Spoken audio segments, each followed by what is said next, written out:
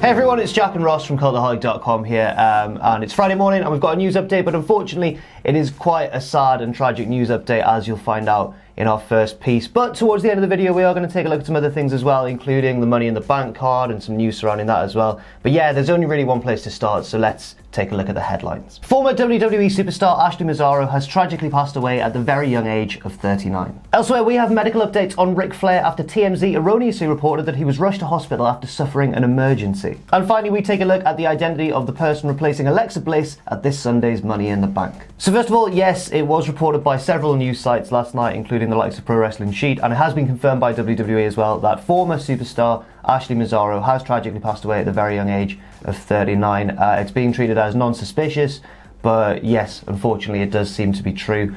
She's best known probably for her time in WWE between 2005 when she won the Divas Search, and that's how she got into the company, before leaving in 2008. I didn't know why she left, I never really knew that. Apparently it was because she requested an early release from her contract to care for her sick daughter. But her daughter is fine and stuff, and obviously we extend our sympathies to her family and everything, but I never knew that little bit of information. Seemed like a nice woman. Yeah, won the 2005 Diva Search contest, got a 1 year, $250,000 contract, had a WrestleMania match, or a couple of WrestleMania matches, so did alright for herself, didn't she? Yep, she feuded with the likes of Tori Wilson, Melina, she teamed with Trish for a while, and of course managed the team of Paul London and Brian Kendrick on SmackDown. And yeah, despite sort of being in her prime at a time when the women's division wasn't treated with the same sort of legitimacy and care and attention, I suppose, as it is these days, she still managed to really stand out. That's what I always thought, because even though she wasn't, one of the kind of a wrestler's wrestler, she had her own style and she had her own charisma and everything, and not many people were doing the whole punk rock thing back then, not as much as we see these days anyway. She was like Paige before Paige, but more of a diva era sort of Paige, if that makes any sense to you. Yeah, it does, it does. Apart from wrestling, of course, she was also a successful model, appearing in several magazines, including, of course, the cover of Playboy, which fed into storylines in WWE, and also in the latter stages of her career in WWE, she also enjoyed a TV career, appearing alongside Kane on an episode of Smallville, which I had no idea about, and also as a contestant on the 15th series of reality show Survivor.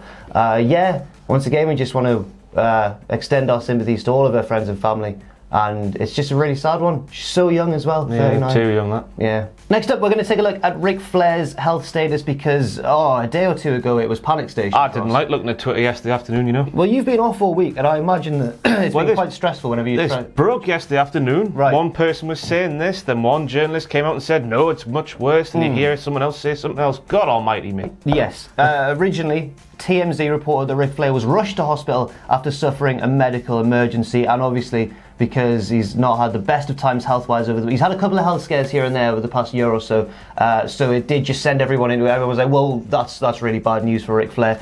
But then, through reports of people like Conrad Thompson, who is Ric Flair's son-in-law, which is one of those little facts about wrestling that I just always forget. Whenever I hear it, I'm like, oh, yes, of course he is. Yeah. And also Ric Flair's wife, they revealed that actually it seemed to be more of a procedure that was planned, but one that he sort of needed to undertake. But he had a choice whether to take it before or after StarCast, and he'd rather just get out of the way before StarCast. And all credit to him for doing that. Absolutely, I think so as well. But then people come out and say, no, those family members are lying. Have people been saying that? Oh yeah, there's one journalist who will remain nameless.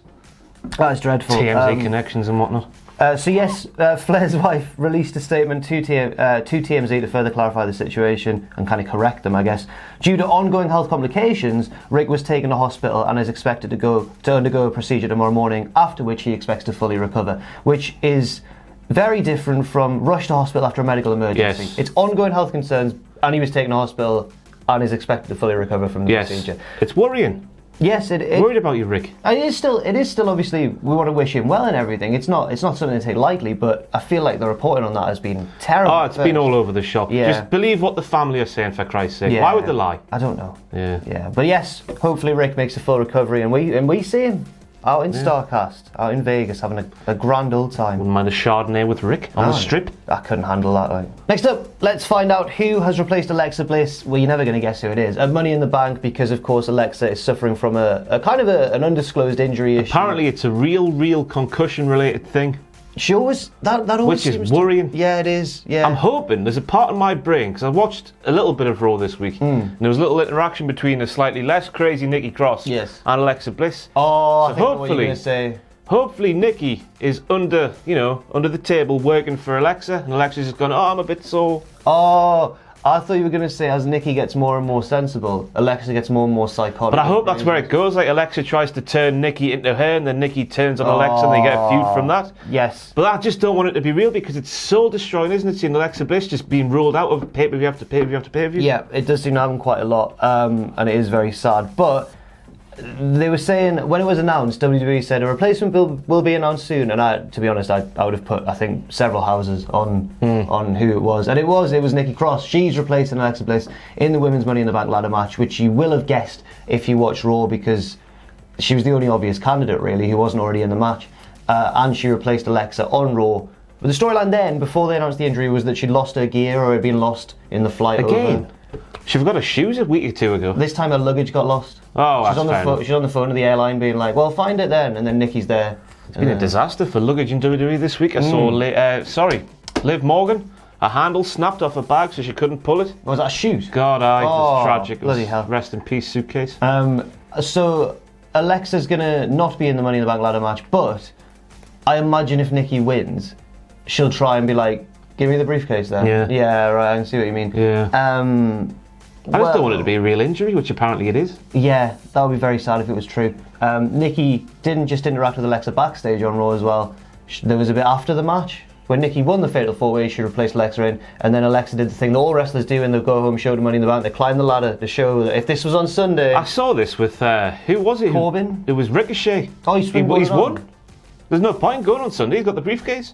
Oh, right, you can just take it. You just take it off. He did it. But Corbin pulled it down on Raw as well. Oh. So Corbin did it first. Because we won't understand if they don't do that, how the match works. Yes, absolutely. Now, we're going to just run down the rest of the card as well. Because honestly, the other day, Richard Tubman asked me and Sam whether it was a good card. And going through it, we realised that actually, yes. Yes, it is a quite good a strong card. So you've got the two Money in the Bank ladder matches, one for the men, one for the women. Universal Championship match, AJ Styles versus Seth Rollins, which on paper... Just give it an hour at the end, like match of the year stuff, yeah. Kofi Kingston versus Kevin Owens. Give that like the second last hour. WWE Championship.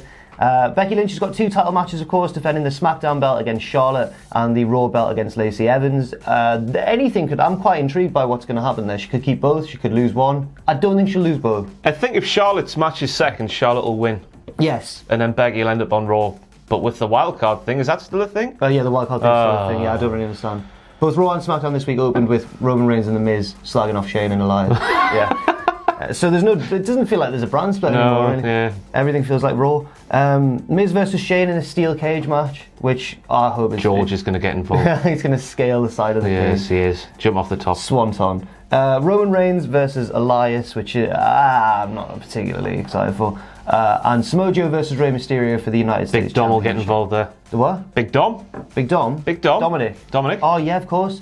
Well, to be honest, I mean, even Roman versus Elias both of them are very capable wrestlers. I've undersold Roman massively there. He's a very capable wrestler. He's a solid hand him. He's the locker room leader and everything. No, Roman's a really good wrestler. That match doesn't seem to have much behind it. There's not at all, is there? No. Also, two matches have been announced for the pre-show. Tony Nese defending the Cruiserweight title against Arya Daivari, and Daniel Bryan and Rowan, the SmackDown Tag Team Champions, against the Usos, but it seems to be non-title. It's like they've booked this match and then remembered the Usos are now on Raw, and they've gone, it can't be for the belts then. I don't know if that's actually what's happened, but I wouldn't be This wildcard thing is so silly. Oh, the Usos are different people on Raw and on SmackDown as well. I don't like them on Raw. They get all out. But they're having so much fun that they're just so fun to watch, aren't they? I'm jaded even though I've had 4 days off. Welcome back. Welcome back to the wrestling. As we said to a former colleague of ours recently, there is no escape. Because he tried to get away from writing about wrestling. And then he had to write about WWE moving from Sky to BT. Oh, that's another news piece as well. Check that out on Cultaholic.com. We've got an article about it. That's bad, that, I reckon, Why? Because BT's in less homes. Like, probably. Right. I've not researched that at all. I'm just going off the fact that if you're over here in the UK, Sky. Yeah, if you're in the UK, you get your Sky package and you have to get BT on top of that, which is like £17 more a month, and that's just too much money for, a few Champions League games and some wrestling. Yeah. I didn't realise that WWE had been on Sky for over 30 years. 30 years. How's that? I don't know. I didn't realise Sky was a thing back then. It must have. MTV, that was the only channel, wasn't it? Back in the 80s. Well, the only channel. That's what WWE's told us, isn't it? Rock and Wrestling Connection. Oh, that was the news. Yes, it was. Thanks very much for watching, and let us know what you think in the comments section down below. You can follow Cultaholic on Twitter at Cultaholic and on Facebook at facebook.com/Cultaholic. If you enjoy what we do, then please do check out our Patreon, patreon.com/Cultaholic, where you can pledge. And don't forget, of course, most importantly of all, to hit subscribe and to join us.